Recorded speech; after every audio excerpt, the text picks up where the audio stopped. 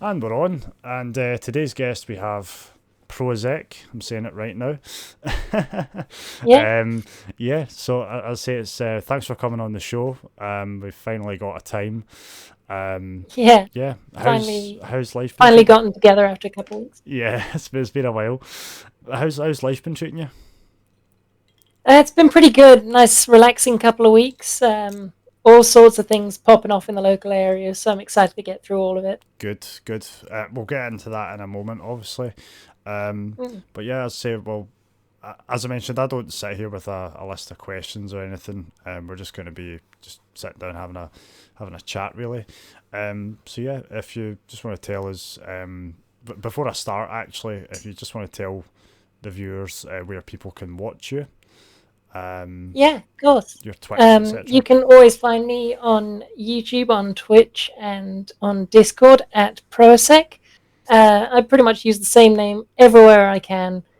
It's, a portmanteau of Proazek, but I removed the redundant Yep. letters. Unique string, barely anyone has it, except for Steam for some reason. There's some guy called Asek who's a pro, so fair enough.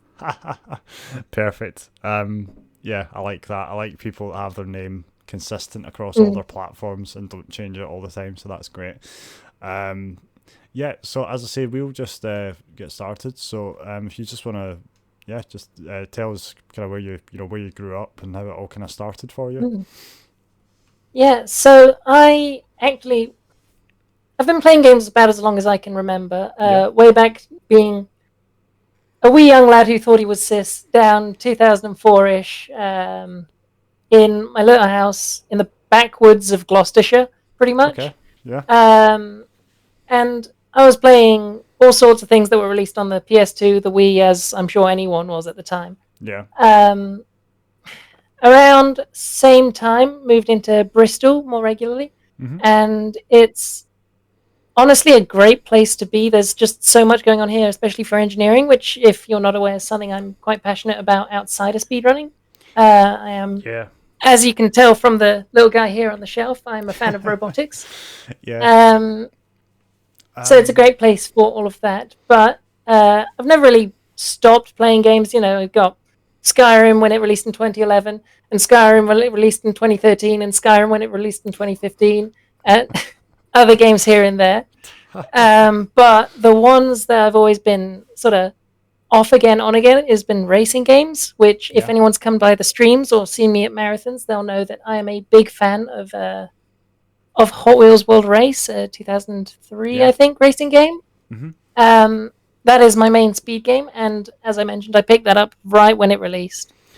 Brilliant. And I pretty much put it down for probably about 17 years, until I was thinking about, unfortunately, my mother passed away 2021. Sorry about that, So bro. I was thinking, yeah, I was thinking back on that Mhm. and thinking, every now and then she would mention this game I used to play as a child, and thought, well, I'll see if I can find it. I'll look through Yeah. the shelves, and oh yeah, there it is. And right at that same time, of course, was when Summoning Salt was building up through the rankings on YouTube, Yeah. and so everyone was pretty interested in speedrunning at the time. And I thought, I'll check speedrun.com, see if there's a run. And it turns out World Race is incredibly goofy. It is a stupid, stupid speed game, and I love it so much. And I just had to get involved, and Yeah. lo and behold, there we are. Excellent. Yeah, I mean, there's a lot to talk about there. Like I say, I've met Hmm. you a couple of times at UKSG. You did mention you were kind of into engineering. I didn't know that Bristol was a good place to be for if that's if you're into engineering. So that's great to hear. Um, Obviously you're speed running. Mm. I did. I'm not a terrible host. I did look at your speedrun.com profile, so I knew you were into Hot Wheels, the Hot Wheels Yeah, that's game. definitely my main.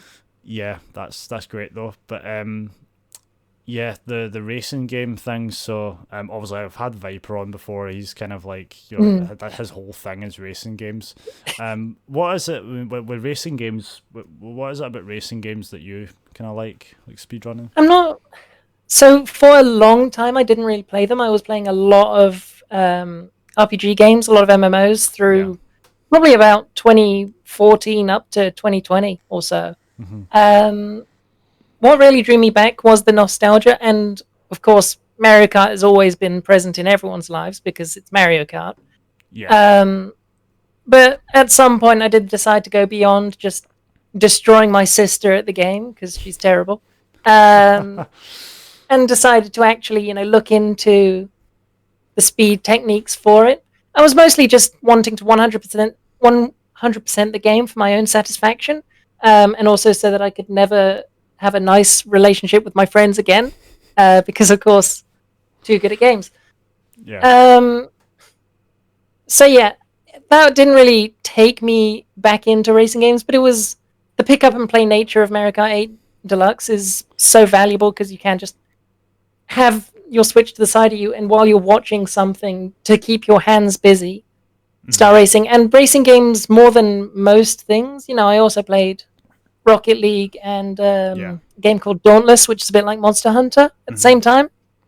Um, Yeah. but there's a lot more commitment to focusing in on that, especially for like multiplayer games where you're keeping the side down if you're spending every half minute in the pause screen looking at whatever you're actually doing at the moment. Racing Yeah. games are just so perfect for that pick up and play aspect. Yeah. Um, so Um. yeah, then of course I got back into World Race, and Mhm. so we Yeah. go. I mean, Mario Kart. I mean, you said it right there. The pick up and play aspect. One of the Mm. things I love about Nintendo games, especially, Oh yeah. it feels like it's the last console on Earth where you can just buy a game, put it in, and play it Mm. within about 10 minutes. Oh yeah. Nowadays we're so used to massive hundreds gigabyte games updates. Mm. But Nintendo hasn't quite got to that stage yet. And again, Mario Kart especially, I've been playing. I mean, I'm much like yourself. I mean, I'm Mm. 23, but I've been playing Mario Kart. I think my earliest memory with Mario Kart was probably Double Dash on the GameCube, which is one. Like, I know that's probably a kind of controversial opinion, but that's my favorite Mario Kart game. I mean, Um, it's a very interesting one. I'll yeah, definitely give you that. it always It's seems very to, unique. every time I say that to someone, they're always like, "Oh no, that's like the black sheep one." But yeah, that's definitely my favorite one. But yeah, Mario Kart 8, I've played that as well. I do have a Switch, Mm. and yeah, it's really good. But yeah, no, that's brilliant. Um, you did mention as well there about Skyrim. You said like Skyrim remastered. Yeah, listen, that's a whole different rant for another day. Oh god, yeah. We'll Could go on get for years just releasing it, yeah, we'll get and into we that. did it. But what about Skyrim? Is it a speedrun thing? Is it just a Not really. So I've always really liked RPGs. I think, God, I can't even remember when I started playing Pokemon, of course, with Gold version. But then I played through Final Fantasy 2 and Final Fantasy 4, whichever localization you're using. yeah Um, I've played through a bunch of the classic ones like that. When Skyrim was coming out, I was intrigued, and I genuinely don't know why because it was so long ago, but I was so enthralled with the idea of it that I immediately went and bought Oblivion yeah and pretty much played it end to end. mm-hmm. Um, and I just love a world that is so open, but has so much details that when you're thinking about the game, it's not just, oh, there's a cute thing the developers put in, there's something there. It's like actually reading through a big book of history and coming up with your own ideas of maybe this is what happened at this point. Yeah, If you absolutely. even go back on, like, you'd have to go back quite a ways on Reddit, but you will find at some point I was quite active in the Elder Scrolls lore sub, Yeah, um, having all these debates for like, no, because according to this text, there's these things that have happened, and it really is like debating history, which I'm a yeah, big fan of anyway. So, yeah. I mean, to be honest, I've barely played Elder Scrolls. I played Skyrim a little mm, bit. Great game. Just it was just never one sure. I fully got into like a lot of people did. Oblivion as well had that on the PS3. Um, we could debate for hours about which game is better. They both have their strengths and weaknesses. They're both really good Of games. course. I think Oblivion did some things better and Skyrim did some things better. But Yeah. I think what I like about Elder Scrolls is it's for me at least it's kind of like Tolkien. It's like Lord of the Rings. It has its Mm, own lore, its own universe. It's massive. Absolutely. Yeah, and I know you do get Lord of the Rings games now, but and even back then there was Lord of the Rings games, but Yeah, I um, remember playing Lord yeah, of the Rings online a few years back. yeah, It was an experience, I would say. an experience. um, but yeah, this feels like its own thing, Elder Mm. Scrolls. So, but yeah, that's a good it's a good game. I've never really watched speedruns of it, but I imagine they're quite Oh yeah, enthralling. there a lot of shenanigans with a horse, Yeah, I believe. yeah, definitely. I'm trying to think what other you did mention as well. You know, well, you didn't mention it, but I know that you're also a voice actor in your spare time. So, Yeah. yeah, tell us a bit about that. What's the kind of what's the deal with that? Where did that start, and and what you're doing with it now? Right. So basically, God, this would have started back when this is something you probably don't know about me. I used to write for the SCP Foundation, which of course the largest collaborative fiction project probably in history. Yeah, And during that time, I met someone who was able to manipulate the voice as I am currently doing. You know, I don't sound like a guy, even though there is something between my legs. yeah, So it sounds. I didn't know this was possible until I met them, and I immediately went hard into it. Spent like 9 months training to be able to do it, and in the process of that, of course, I learned a lot about how the voice works. It's pretty much inevitable, yeah, and it was pretty coincidental. I think it was Blue Soul or someone, one of the other writers, was asking for some voice clips for an article. And I was just there at the moment, and I thought, that sounds fun. I've got a microphone. Why not? We'll try yeah. it. That's great. If you don't mind me asking, I'm going to go off topic a wee bit here. Yeah, sure. Obviously you said you're a guy, right? I'm okay to say that, aren't I? Or Yeah, so I am gender fluid, but I right, was born male. born male. Okay, It's yeah, yeah, it depends, on the time of day and the barometric pressure and a bunch of things that I genuinely couldn't tell you. yeah. I wake Okay, up one day and think, yeah, that sounds about right. okay. Um, so yeah, I'm really the reason why I'm asking is I'm really curious about the voice aspect of it. You Mm. said you've kind of been training your voice. Is that maybe is that the right term? Yeah, so it took a while, and genuinely, it was just getting to a higher register, which I at the start had to achieve by singing Aha's Take on Me. Um, Yeah, but once I'd got that, just practicing speaking at these places and expanding that range outwards into yeah, essentially what I now call my natural speaking voice, which is what you're hearing. Even if, yeah. I did develop it, there's nothing natural about it. So see your voice right now. Is that do you ever feel like you're putting that voice on, or is that just like do you even think about that when you're doing it? Do you have to think, right, I need to sound like this, or is that just your voice now? Like what's your take on Yeah, I that? mean, it is my voice, and I don't. Oh, hold on. Some VA stuff, and they're like, okay, let's go through this line. One time, I will just accidentally slip into this voice. It's easily done. Yeah, Because to me, it's as natural as my first voice, my masculine voice. yeah. What was your voice like? If you don't mind me asking, I'm not asking you to do it, but did you have quite a deep voice before? What was your kind of how Well, did I do use it every now and then, and fair warning, this might be a bit of a dichotomy on screen with what you're seeing, but I see it? My masculine voice is around about here. yeah, yeah, it's a distinction. Different, isn't it? Yeah, I hope you don't take offense to me laughing like that. It's just No, that's exactly as expected. I yeah, absolutely love it.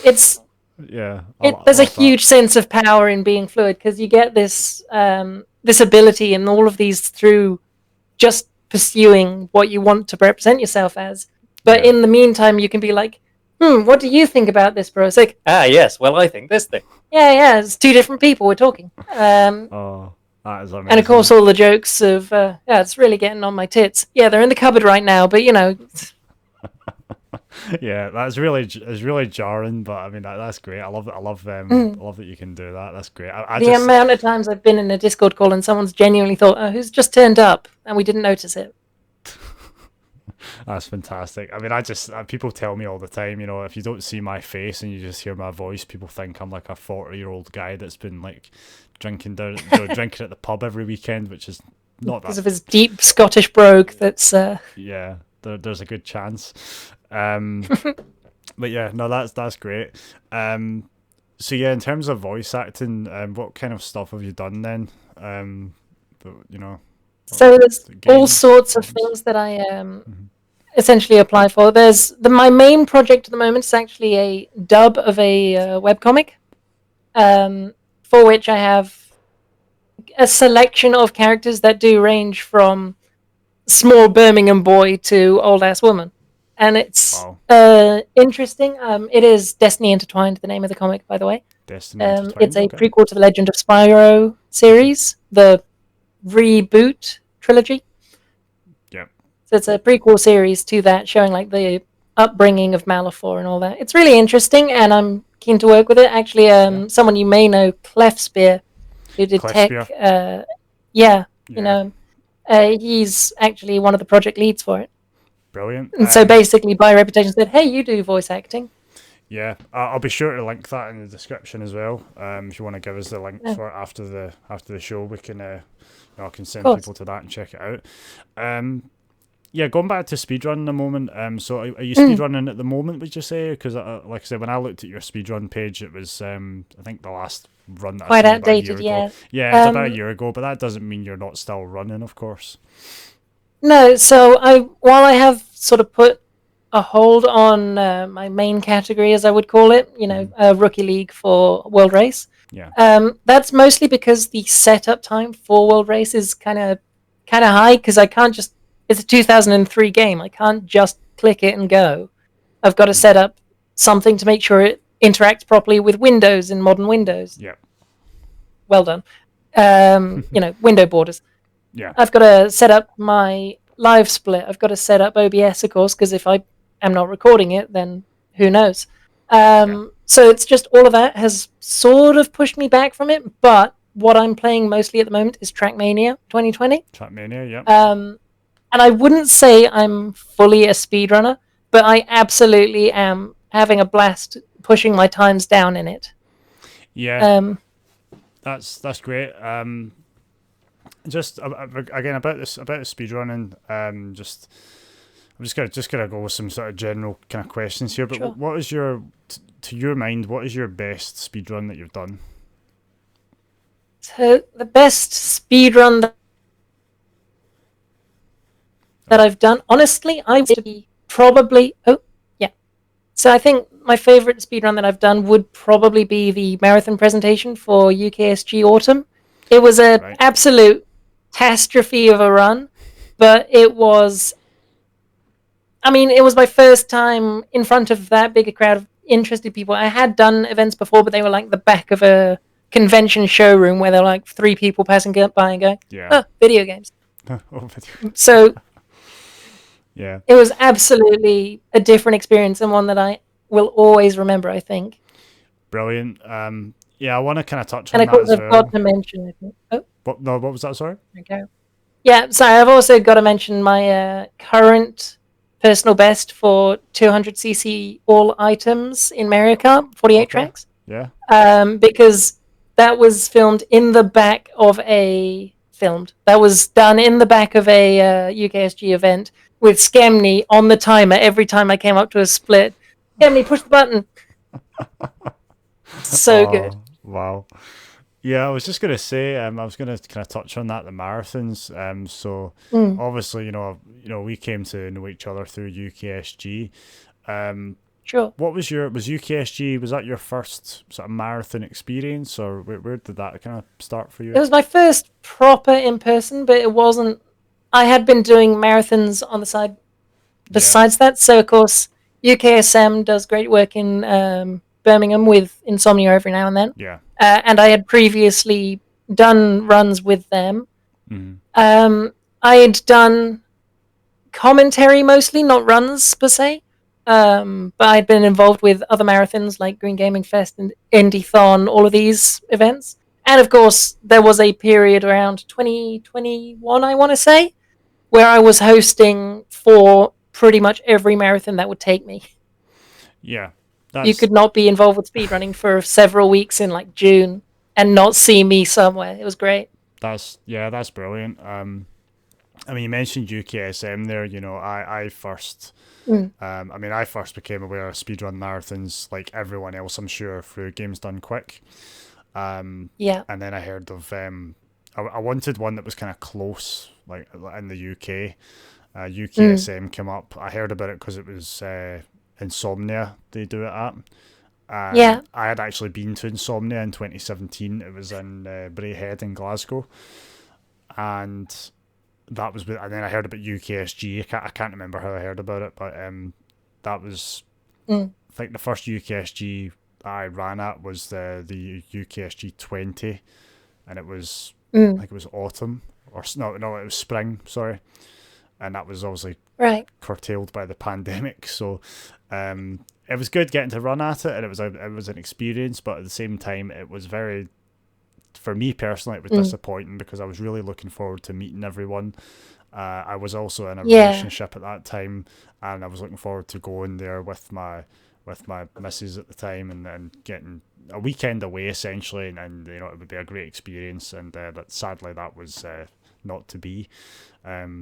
But then when they came back, I think it was 2022. You know, it was great to finally, you know, put some faces to names. Yeah, absolutely. That's what's Yeah. so valuable about these events. And why I'm sort of sad I don't really justify it or find the justification to go to events like ESA and GDQ, because there are so many people that I do know who go to these events, and it would be amazing to meet them. So Yeah. it's really valuable to have the small scale events like BSG, like UKSG, Yeah. where we can, you know, go to the local area and meet some of the people we know. Yeah, I think you've got a good point there. You know, I'd love to go to ESA sometime. Hopefully, I'd have a run for it though.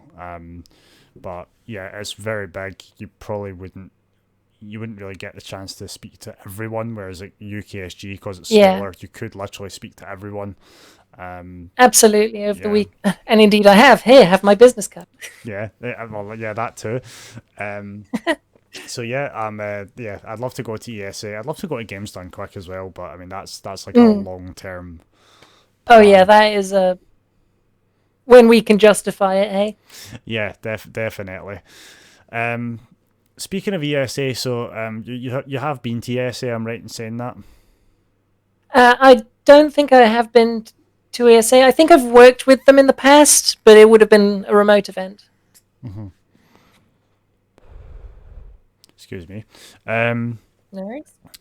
Yeah, so again, I'm just going to kind of pull it back a bit with a sort of broad question. So obviously speedrunning has grown so much in the last 10 years. Oh, absolutely. It's been around for, I mean, speedrunning's been around for as long as games have as long as existed, there have been really. games to run, really. Yeah, but I think modern speedrunning, as we know it, with like splits and you know leaderboards and stuff, it's fairly new. It has grown a lot, as I say. What's your current take, or what's your take on the sort of current position or the current state of speedrunning? So, I am the kind of person that absolutely loves minutia. When it comes to video games, I will be watching trivia videos for hours before going to bed.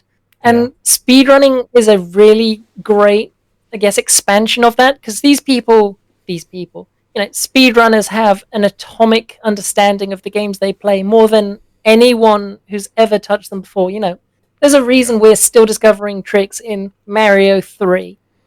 Yeah.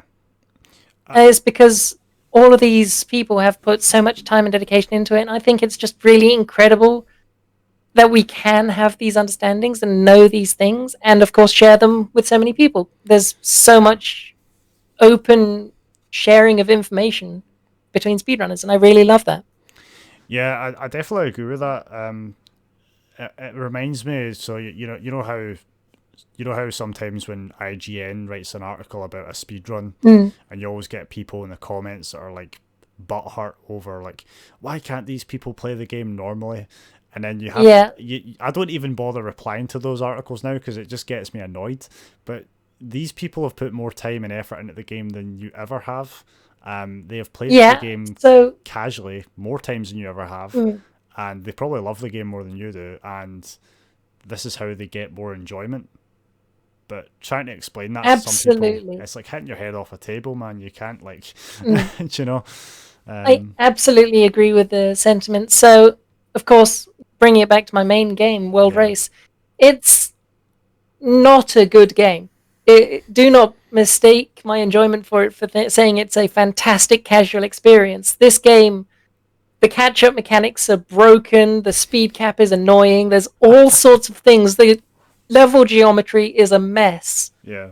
There's textures in this game are illogically made. So the skybox is 16 4K images plastered around, whereas the cars use about 16 pixels for their full textures. It's a terribly made game. Yeah. But I love it so much, and the only way I can really justify playing more of this game that I love is if I speedrun it. Yeah. I think that's quite a good point again, because not every game, not every popular speed game is a masterpiece. I mean, there certainly are examples, like you've got Ocarina of Time, you've got Sure. SM64, you've got GoldenEye. I swear I will think of a non-N64 example. Just give me a minute, all right? Like, I don't know, GTA 5, there you go, that's another one. Sure. Sunshine, Skyrim, yeah. all of these All games great that are games. just incredible. But there's also some examples like, I'm trying to think of one, like Roblox. Looks like shit. Sure. It genuinely looks awful, but Speedrun 4 is one of the biggest, or one of the most popular speed games. I mean, Speedrun is literally in the title. It's perfect. It's perfect for speedrunning. And there's also, trying to think what other games. I can't think of any off the top of my head. But Sonic 06, the poster child for This Is Not a Good Game, is an incredibly engaging and interesting speedrun. A friend of mine, Gordon Ramsay, he's been blabbing in the ear for years at this point about how good a speed game is, and I'm actually kind of proud they're making Project 06 happen, because if speedrunners hadn't been there to say no, there's interesting things here, I wonder if that would have happened. Yeah, I mean, could you just elaborate on that a little bit, because people like myself, I'll put cards on the table, right? I'm not really a big Sonic fan, right? Right. I don't have an issue with it or anything. I've played the first 2 Sonic games on the Mega Drive. It's just never a series that's really occurred to me. But as far as I knew, Sonic 06 was like the worst one. It's actually routinely listed as one of the worst games of all time. So, but I was really surprised to see it's actually quite a popular speed game. So yeah, if you could kind of go into that a little bit. This will be secondhand information, forewarning, but it has, because so many of its mechanics are just a little bit janky and so much of the level geometry is just a little bit off, there are so many interesting and varied tricks. One of the important things I think in most speed games is to have a game that is just broken enough to have interesting techniques, but not so broken that you can just do one trick over and over and over and win. Yeah. And I think absolutely 06 falls in that category, because what works in Soliano won't work in another level that I definitely remember the name of. But Rail Canyon, is that 06 or Heroes? I'm not I don't know why I'm asking you. You've just said you're not a Sonic guy. Person, mate. No, that's great. Yeah. But all of these tricks will be different for each level, and it makes for a really engaging. Watch while it's all different, and of course, people watching the game is one of the biggest contributors to people running the game. But while you're learning it, you're learning one individual level or another individual level, and you're putting these pieces together, and it makes for this progression over time. It's not just, I've learned how to wave dash, I can now do everything in Subspace Emissary. Yeah. That's great though, and you made a really good point there before. I think you were talking about the Project 06, I think it was. That I don't know if you've taken you've heard of Aliens Colonial Marines. Yeah, I don't even. That's a stupid question, right? But anyway, so yeah, Aliens Colonial Marines, again, it's one of the worst. It's usually cited as one of the worst games ever, but that game's actually got of the licensed games, it's definitely not up there. Yeah, But that game actually has a really dedicated community, which have they've put up a bunch of fixes, and I think I read somewhere that they discovered that the game's AI was actually the result of a typo in the code, and they actually removed the typo. And the enemy AI is fine. It's not amazing, but it's fine. And they also figured out that the weird aiming glitch where, like, even if you're aiming bang on someone's head and it goes over, again, they figured out that was just a weird thing that they put in by mistake. They removed it and the shooting was absolutely fine. So, yeah, the whole community speedrun aspect thing, it's really good for these games that were maybe bad upon release, but... yeah, because, as I said earlier, these speedrunners have the most molecular understanding of these games of anyone, probably including most of the developers. Yeah. And so they can spot out, oh, here's what went wrong.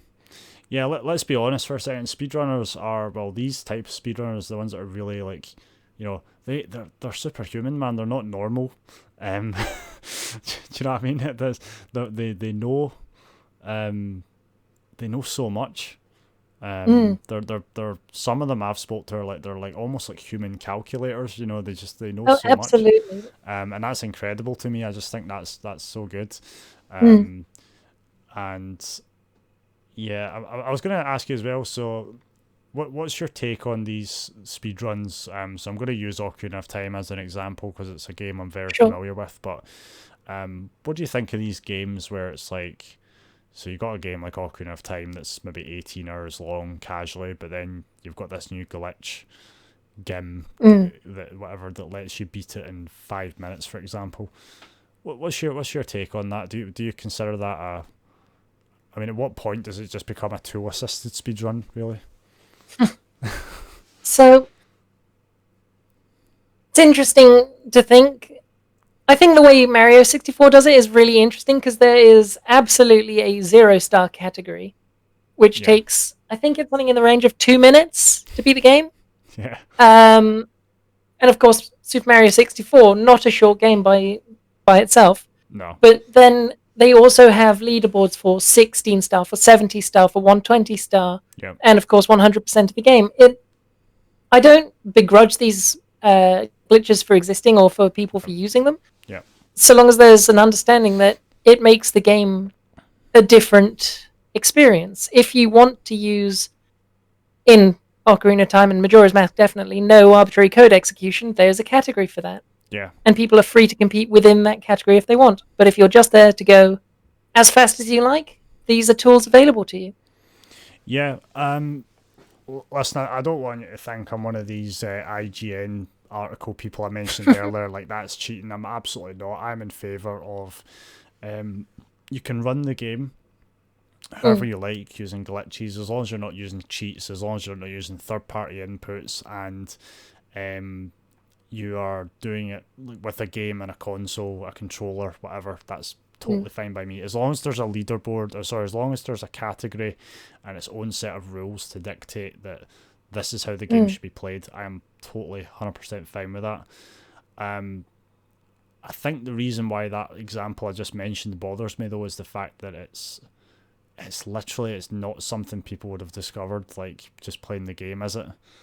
It's do you understand what I'm saying though? It's like, yeah, I get that. And yet evidently people have found these things. They have, while they might have found them through task tools or through code analysis or what have you, it is still the appreciation for the game that has found it, and they are choosing to share that to people who don't want to go through the effort or the massive barrier.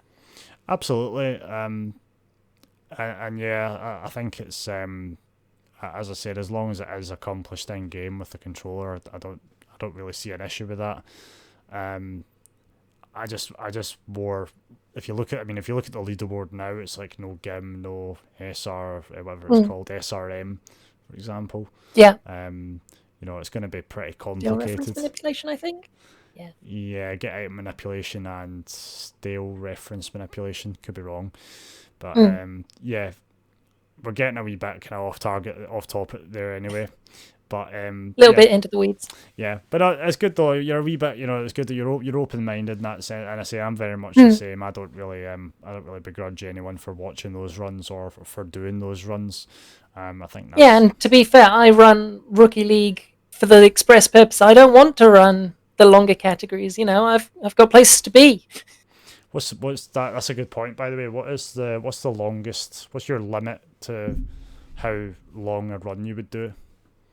So it really does depend on the nature of the run. So I do, of course, run 48 courses, 200cc, which is a 50-minute category, and it's by far my longest category, because it's just so easy to pick up Mario Kart while I'm doing other things and just play it. Meanwhile, for something like World Race, where I do have to set it up, I don't want to do all that setup, play maybe 2 runs, and then that's my lot for the evening. I want to get a lot of runs in, so the 50-minute rookie category is perfect for me. Yeah, and again, I'm kind of along a similar sort of path. So I think the longest run I've ever done was probably GTA 5 Trevor percent. So basically up until the jewelry heist, and that run, or my personal best, was somewhere in the region of, I think it's an hour and 10 minutes, which is quite long for me anyway. But fair play to these people that can do runs that are 8-9 hours long, whatever. It's just not for me, to be honest. I've got other shit to do. I do not envy Reb for his categories. No. That man's insane. I mean, I work 40 hours a week, so I come in, and believe me, the last thing I want to do is sit for 9 hours on one run that might fail, and then I'll lose it. So for me, sort of 40, 50 minutes is kind of the sweet spot, I would say. And shorter, of course, but that's good to hear. Just kind of moving on a bit. So, what are your plans kind of going forward? So, in terms of speed runs, your marathons, we'll talk about UKSG. I mean, I take it you're going to the next UKSG as well. My plan will be to go. What capacity that is in remains to be seen, but here's hoping. There is a competition coming up, Bingothon, a group which I really like working with, is putting on a generic bingo contest, which basically pulling all sorts of categories that can be completed in several games, like pet a dog, find a cow, touch the color blue, go to space. And they give you this leaderboard, and then the stipulation of, okay, for every goal, you must use a different game. Or I think for this one, you can use a game for up to 3 goals. Yeah. But it's all this case of looking at the board and going, I play Kerbal Space Program. I can do Go to Space in like 5 minutes. Let's go. Yeah. That sounds like, I mean, that touch the color blue, though, that's easy for you. You just got to go like that, you know what I mean? Just job done. Yeah, exactly. There we are. Goal completed. Job done, yeah. 4 seconds, life percent. Yeah, but Bingothon, I mean, I've heard of that. Never really looked too much into it, but it's, again, bingo and speedrunning, it's one of these things that's been around for quite a while now, It's an extra layer to speedrunning that is, I think, really interesting because it tests players' ability to plan on the fly, and that makes for, if nothing else, really good watching. I think the Super Mario Sunshine community does a big tournament with it, and it's like collect 25 shines, find 10 blue coins, complete Corona Mountain, all of these things. Yeah. So when the board comes up and the runners immediately look at it and go, right, I know a route that can complete, be it a straight bingo line, double bingo, blackout as well, get all the categories, whatever their category is. I think it makes for really good viewing. So I really like working with Bingothon as a host, and I get to see Fez was one of the games in the last one that I was able to host for, and it was just so engaging to just go, I didn't even know there were 3 routes through this game, let alone enough for a best of 5 tournament. Yeah. As I say, that's really interesting. It's great to I've watched, for example, like randomizers. Those are kind of similar in the sense it adds that Yeah, extra there's absolutely element. overlap. The Link to the Past community does a randomized bingo every now and then. Yeah, as I say, it's great to have that. The other thing I was going to mention as well. So obviously you've got speedrun marathons. That's nothing new at this point. But recently we've seen the likes of Break the Record Live at ESA. Yeah, That and also I think Pace does a similar event. Yeah, I gotta say, I love the idea of Break the Record Live. I think it's a really good way of, but it brings a lot of eyes. Yeah, Because absolutely. it's competitive. It's like speedrunning marathons. They're great for the banter, for bringing people together, for raising money for a good cause. But Of course. you at the end of the day, you want to see 5 of the best like duking it out for the world record. Do you know what I mean? It's Yeah, it's an incredible viewing experience, and hopefully one day I'll get to participate in one, but yeah. we'll see. Definitely. Well, you better start dusting off the old Super Mario 64 runs then or something like. Oh goodness. But yeah, I gotta say I love Break the Record Live. I watched the one where Cheese got the 120 star world record. I actually missed his record, which I was raging about because I was watching it all day, and I had to go do so. Like I missed his run when he got it, and I was miffed. And then they did one. It's that old thing, isn't it? You step away from the bus stop for 5 minutes, and there it goes. Two buses come along at once, yeah. Yeah. And then there was like a Doom Eternal one as well, which that's a game I absolutely love. I love Doom Eternal, so and that game is just pure poetry when it comes to speedrunning. Oh, absolutely. I respect movement shooter speedruns so much. I don't know if you've watched much like Quake runs, but they are ludicrous. Mate. That'll be a yes then? Yeah. I love Quake. I'm not really I'm not a Quake speedrunner by any means because sure. I'm just crap at that kind of aspect of it. But I do love the game and I love watching Quake done quick. It's, yeah, that is a thing. The movement shooters are always so watchable as speed games. Yeah, they're just so fluid. As long as you don't mind the constant like as throughout the run, it gets a bit. Once you notice, I think you mean hup. Yeah, that's it. And then you get the occasional splatter of the jibs. But yeah, no, that's great. But yeah, as I said, do you wanna close off with anything? Any closing thoughts? Basically, the only closing thoughts is I'll put in my usual from any event, which is if you want to see more Hot Wheels speedrunning, then the Discord is always accessible via the speedrun.com page. And recently we have actually started doing weekly challenges, specific car, specific track. Whoever in that week gets the best time wins. So it's really exciting, and I'm looking forward to getting into it myself. And I hope some other people do check it out. Fantastic. Yeah, as I said, I'll link your Twitch, Twitter, whatever.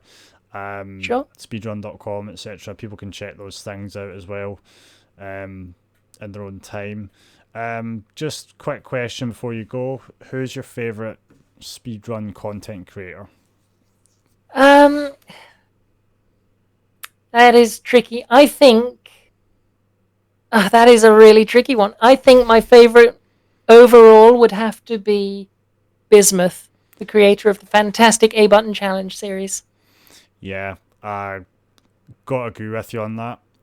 For me, He's pretty good. Either him or Summon and Salt. Yeah, it's the classic, isn't it? Yeah, they are.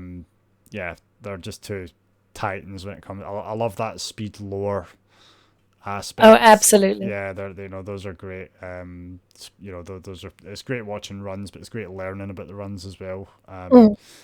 And yeah, it's crazy to me the amount of people that I've literally seen comments from people that aren't even into speedrunning and they'll watch this video. Absolutely, it's so interesting. I think they've done so much more for outreach for their communities than anyone else combined. It's brilliant. Yeah, definitely. Well, listen, Proazek said it correctly again. Thank you so much for coming on the show. It's been great having you. Yeah, hopefully. Thank you so much for having me. It's been a pleasure. Not at all. It's been great having you, as I said, and hopefully we'll speak again soon at UKSG. Yeah, here's hoping. Cheers.